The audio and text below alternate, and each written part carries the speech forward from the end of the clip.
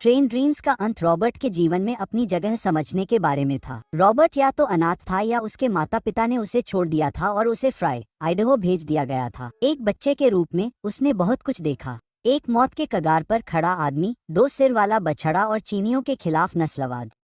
जब वह किशोरावस्था में था तो उसने स्कूल जाना बंद कर दिया और लकड़हारा बन गया। वयस्क होने के बाद उसकी मुलाकात ग्लैटिस से हुई। उन्होंने शादी कर ली और उनकी एक बेटी हुई जिसका नाम केट है। चूंकि रॉबर्ट को लकड़ी काटने के मौसम में बाहर जाना पड़ता था, इसलिए उसे ऐसा लगता था कि वह केट को बड़ा होते हुए नहीं देख पा रहा है। इसलिए जब वह घर पर होता तो वह अपने जीवन का हर पल ग्लैडिस से बातें करने, उसके दैनिक कामों में मदद करने और केट का ख्याल रखने में बिताता। वह एक ऐसी लय में आ गया था जिससे वह अपने पेशेवर और निजी जीवन के बीच संतुलन बना पाया। हालांकि तभी एक त्रासदी घटी और कथित तौर पर एक जंगल की आग में ग्लैटिस और केट की जान चली गई। मैं कथित तौर पर इसलिए कह रहा हूं क्योंकि उनके शव कभी नहीं मिले। उस घटना ने रॉबर्ट को पूरी तरह से हताश कर दिया और वह एक साधु बन गया, अपने अस्तित्व का उद्देश्य नहीं समझ पाया। और अब मैं यह पता लगाने की कोशिश करने जा रहा हूं कि रॉबर्ट ने अपने जीवन के अंतिम वर्षों में वास्तव में क्या समझा और उसकी यात्रा का पूरा उद्देश्य क्या था। तो कृपया मेरे साथ रहें। साथ ही इस वीडियो में स्पॉइलर भी होंगे। कर्म का दंड। रेलमार्ग बनाते समय रॉबर्ट ने एक चीनी अप्रवासी को मौत के घाट उतारते देखा। उसने ये जानने की कोशिश की कि उस आदमी ने क्या किया है, लेकिन उसे कोई जवाब नहीं मिला और हर कोई आगे बढ़ गया और रेलमार्ग को एक बड़ी सफलता करार दिया। लेकिन उस व्यक्ति की मौत उसे सताती रही। अंत में जब रॉबर्ट का परिवार उस जंगल की आग में जलकर राख हो गया तो उस आदमी का भूत उसके पास आया और रॉबर्ट ने उससे कहा कि उसकी पत्नी और बेटी को जो कुछ भी सहना पड़ा वह बहुत ज्यादा था और वे इसके लायक बिल्कुल भी नहीं थे। इसका वास्तव में क्या मतलब था? कथाकार ने कुछ नहीं कहा, इसलिए अपने दिमाग को झकझोरने के बाद मैं इस नतीजे पर पहुंचा कि यह रॉबर्ट का अपना अपराध स्वीकार करना था। मुझे लगता है कि उसे लगा कि उसने उन नस्लवादी गोरे लोगों को चीनी व्यक्ति की हत्या करने से रोकने के लिए कुछ नहीं किया, इसलिए उसे कर्म की सजा मिली, सिवाय इसके कि उसकी पत्नी और बच्चे को नुकसान उठाना पड़ा जबकि रॉबर्ट को उनके नुकसान से जूझना पड़ा। अगर अपने प्रियजनों के लिए हमेशा गम में डूबे रहना मरने से भी बदतर है, तो फिर रॉबर्ट को नुकसान उठाना पड़ा। किसी भी तरह से इससे यह पता चलता है कि आदर्श रूप से कोई भी बुरा काम बिना सजा के नहीं रह सकता। और हाँ, नस्लवादी हिंसा होते हुए चुपचाप देखते रहना उतना ही बुरा है जितना कि उस नस्लवादी हिंसा को करना। सिर्फ इसलिए कि आप किसी को मौत के घाट नहीं उतार रहे हैं, इसका मतलब यह नहीं है कि आप निर्दोष हैं। चुप्पी सहभागिता है, और यही चुप्पी फांसीवाद और कट्टरता को पनपने देती है। अगर आपको लगता है कि आप एक अच्छे नागरिक हैं जो नस्लवाद के खिलाफ हैं, तो आपको इसके बारे में मुखर होना होगा। चुपचाप अपना सिर हिलाना और यह मन में रखना कि आप ऐसी जघन्यता के खिलाफ हैं, कभी भी पर्याप्त नहीं होगा। क्या इसका मतलब है कि आप अपने परिवार को जंगल की आग में खोने के लायक हैं? नहीं, मुझे लगता है कि यह बहुत ज्यादा है। हालांकि अगर आपको लगता है कि रॉबर्ट जिस तरह से जीवन जी रहा था, बस कड़ी मेहनत कर रहा था और अपने काम से काम रख रहा था, वह जीने का सही तरीका था, तो आप गलत हैं।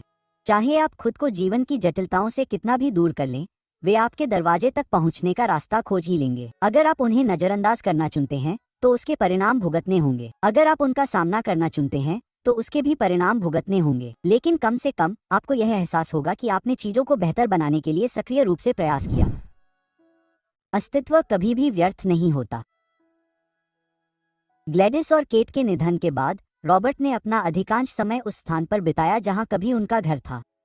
शहर के एक स्टोरकीपर इग्नाटियस ने उनसे मुलाकात की, जो उनके दोस्त भी थे। कुत्तों का एक परिवार उनके साथ रहने आया और उन्होंने उनकी देखभाल तब तक की जब तक कि वे रॉबर्ट की सहायता के बिना अपनी यात्रा शुरू करने के लिए तैयार नहीं हो गए। उस घटना ने उन्हें ग्लैटिस और केट की याद में अपने घर का पुनर्निर्माण करने के लिए प्रेरित किया। उन्होंने फिर से लकड़ी काटने की कोशिश की, लेकिन तकनीक में तरक्की और उनसे कम उम्र के लकड़हारों के आने से वे अप्रचलित हो गए। फिर भी उन्होंने हार नहीं मानी और वे एक तरह के टैक्सी ड्राइवर बन गए जो लोगों को एक शहर से दूसरे शहर ले जाते थे।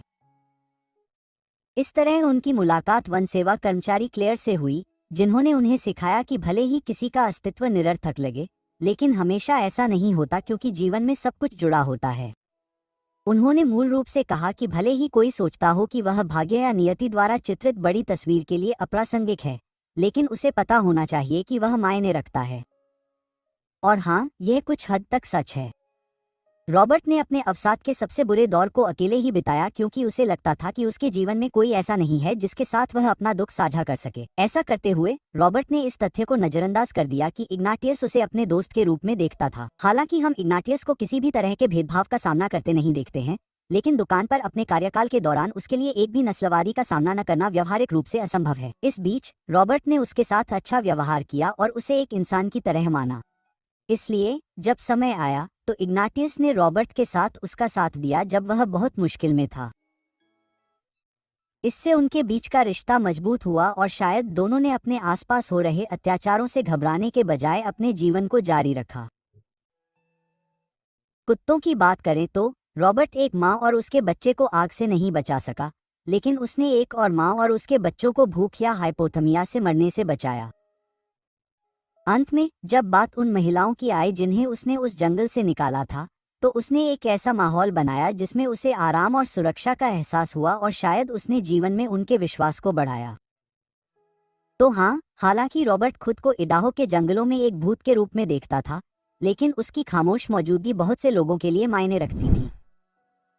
रॉबर्ट अपनी बेटी से दोबारा नहीं मिल पाया। ट्रेन ड्रीम्स के अंत में रॉबर्ट को जंगल में एक बुरी तरह से घायल और थकी हुई लड़की मिली। उसने सोचा कि वह उसकी बहुत पहले खोई हुई बेटी केट है और वह उसे घर ले आया। उसने देखा कि उसकी टांग टूट गई है, तो उसने उसे ठीक किया और उसकी देखभाल की।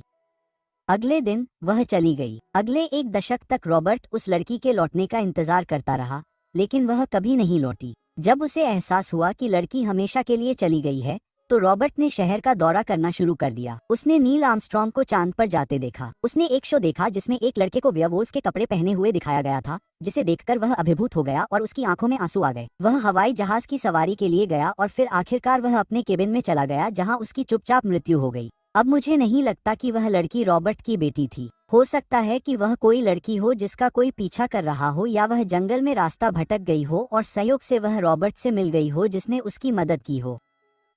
हालांकि यह तथ्य कि लड़की अगले दिन उस टूटे हुए पैर के साथ गायब हो गई, मुझे लगता है कि यह घटना रॉबर्ट की कल्पना का एक हिस्सा थी। उसे हमेशा ऐसे ज्वलंत सपने आते थे। उसे उस पल का भ्रम होता था जब ग्लैटिस और केट उस आग में मर गए थे।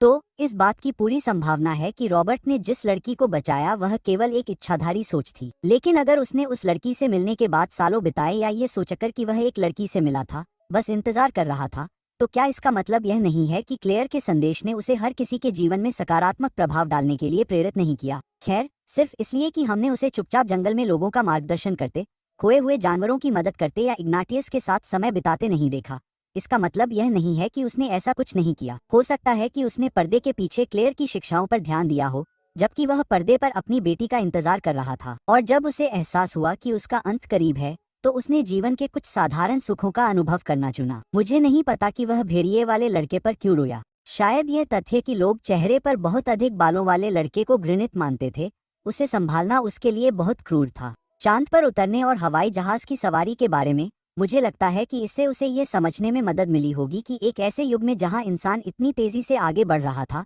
कम से कम उसने कट्टरता दिखाकर किसी को पीछे नहीं रखा। उसने विपरीत परिस्थितियों का सामना किया, उन पर विजय पाए और देशव्यापी पतन में योगदान दिए बिना एक पूर्ण जीवन जिया। जानते हैं क्या, हालात कितने खराब हैं, ये देखते हुए मैं रॉबर्ट जैसे लोगों को स्वीकार करूंगा जो राजनीतिक मामलों में तटस्थ रहते हैं, किसी न किसी तरह अपनी गलतियों का भुगतान करते हैं और दुनिया से बदला लेने के लिए सामूहिक हत्यारे या कुछ और नहीं बनते। लेकिन यह सिर्फ मेरी राय है। अगर आपके पास इस अंत पर कोई और राय है तो बेझिझक नीचे टिप्पणी अनुभाग में साझा करें।